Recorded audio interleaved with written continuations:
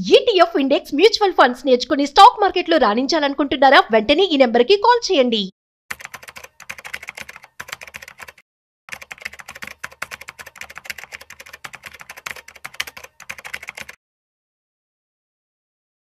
AI వచ్చాక AI investments కూడా పెరిగిపోయాయి. అసలు ఏఐ ఇన్వెస్ట్మెంట్స్ అనేవి ఎంతవరకు వర్కౌట్ అవుతూ ఉంటాయి అండ్ దీనికి సంబంధించినటువంటి పూర్తి డీటెయిల్స్ ఇవాళ మనతో చెప్పడానికి ఫైనాన్షియల్ ఎక్స్పర్ట్ గిరిబాబు గారు ఉన్నారు. సో గిరిబాబు గారి మాటలో మరింత సమాచారం అడిగి తెలుసుకుందాం. So hi, hello, namaste, welcome to Suman TV. నేను మీ Rajeev Pasupuleti. So let's start.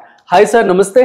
నమస్తే అండి సార్. ఏఐ వచ్చిన తర్వాత ఒక పాజిటివ్గా ఉపయోగపడుతుంది అందరికీ, ఎట్ ది సేమ్ టైం కొంచెం బెయిన్ కూడా అవుతుందనే చెప్పుకోవచ్చు. ఎందుకంటే అందరూ కూడా గుడ్డిగా ఏఐలో చాట్ జీపీటీలో కావచ్చు ఏఐ ఫండ్స్ ఇన్వెస్ట్మెంట్ చేయాలని చెప్పి టైప్ చేసి ఏదైతే ఫండ్స్ ఇస్తుందో అంత పర్సంటేజ్ అవే స్టాక్స్లో అవే మ్యూచువల్ ఫండ్స్లో పెట్టుబడి పెట్టేస్తున్నారట.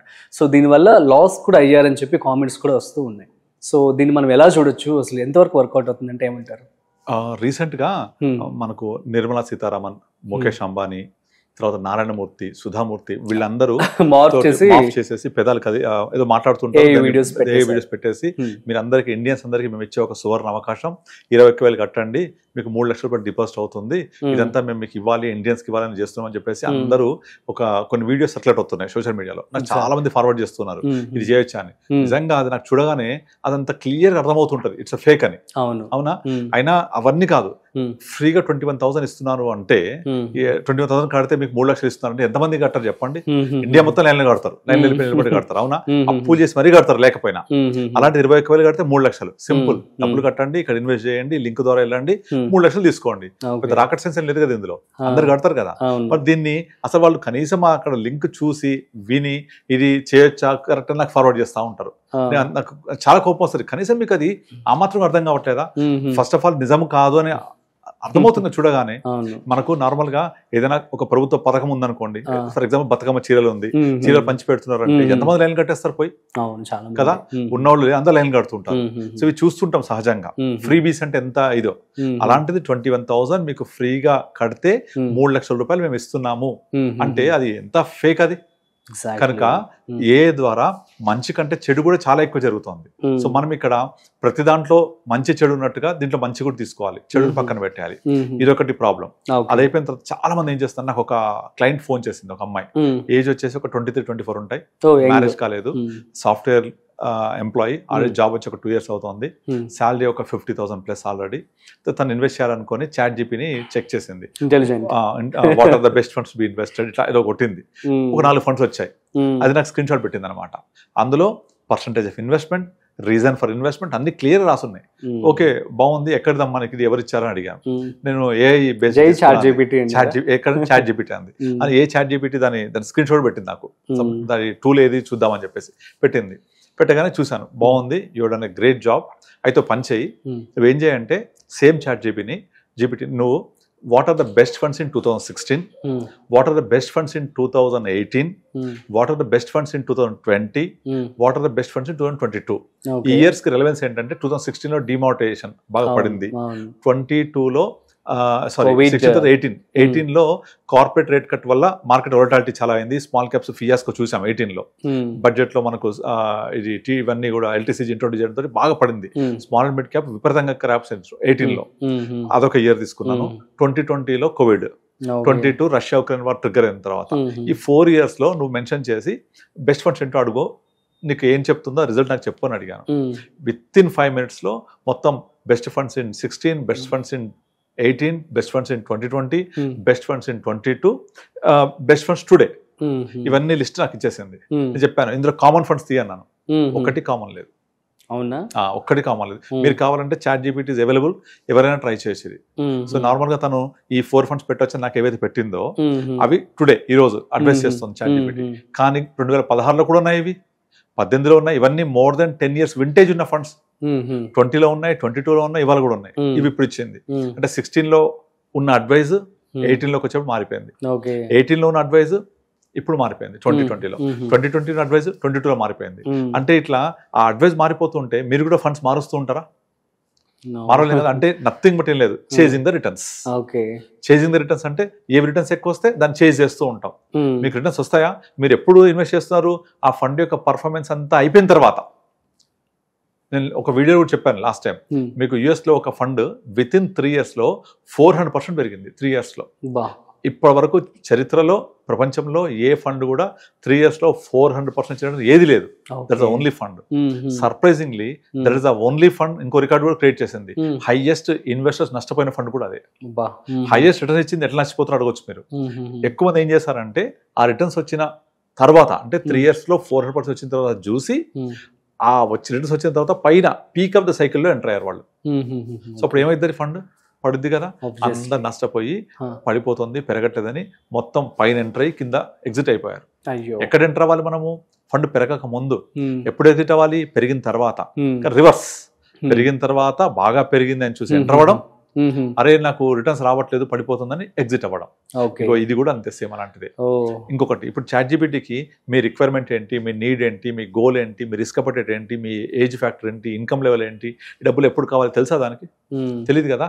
మీరు దానికి కమెంట్స్ ఇస్తా ఉండండి, క్వశ్చన్స్ క్వెరీస్ ఇస్తా ఉండండి. నా వయసు ఇది, మీరు క్వెరీస్ ఇచ్చినా కొద్దీ అడ్వైస్ మారుస్తూ ఉంటుంది, మార్చేస్తూ ఉంటుంది.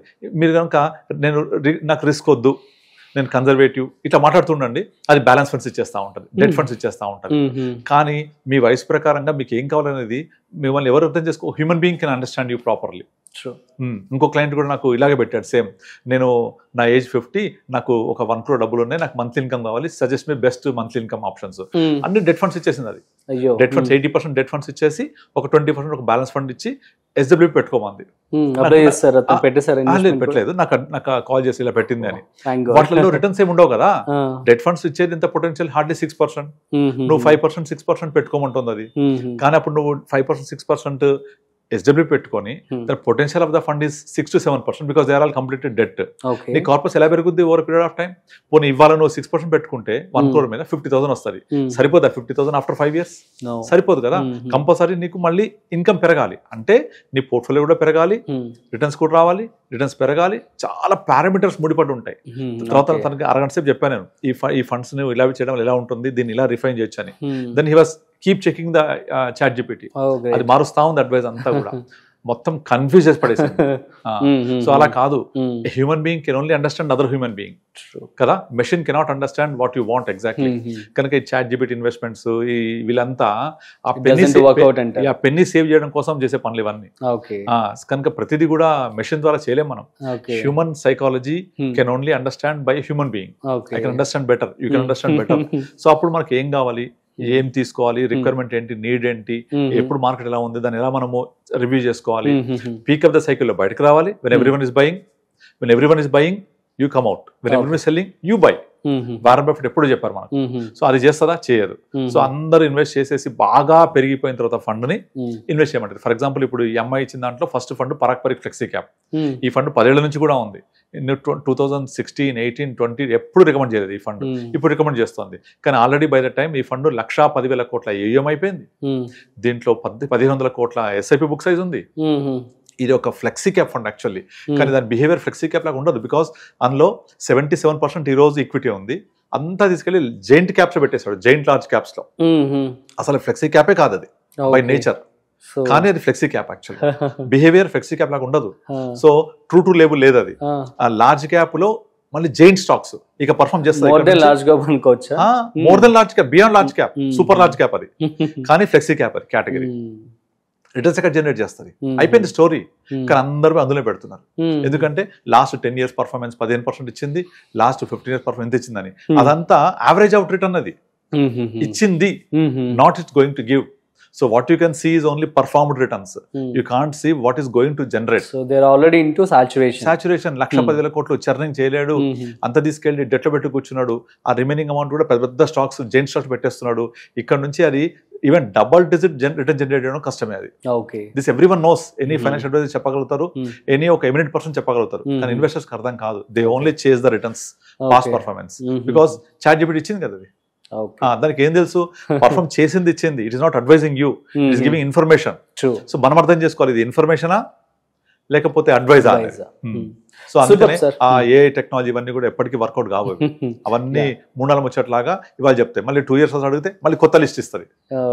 Okay, super, thank you so much sir. So guys అర్థమైంది కదా. సో ఏ అయితే టెక్నాలజీ పరంగా ఓకే, కానీ దీంతో boon at the same time bane కూడా ఉంటుందన్నమాట.